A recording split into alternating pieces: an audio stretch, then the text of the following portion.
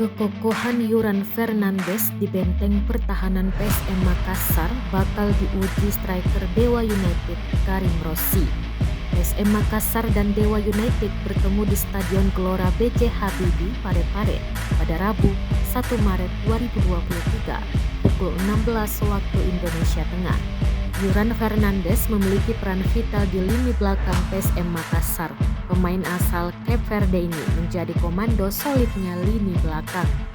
Perannya di lini pertahanan membuat PSM Makassar menjadi tim nihil kebobolan. Yuran memiliki postur tinggi 198 cm, membuatnya mampu memenangi duel bola atas. Ditambah ketenangan dan kemampuan membaca permainan sehingga sejumlah serangan lawan berhasil digagalkan. Selain piawai bertahan, pemain 28 tahun ini sering membantu serangan. Build up PSM Makassar terkadang dari Yuran Fernandes. Di lain sisi, Karim Rossi jadi salah satu striker cukup tajam di Liga 1 musim ini. Pemain berpaspor Swiss ini telah mengoleksi 9 gol dari 24 penampilan.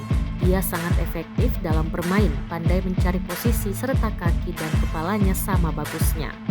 Karim Rossi tentu punya ambisi untuk membobol gawang PSM Makassar, apalagi di pertemuan pertama dia tidak bisa tampil lantaran akumulasi kartu.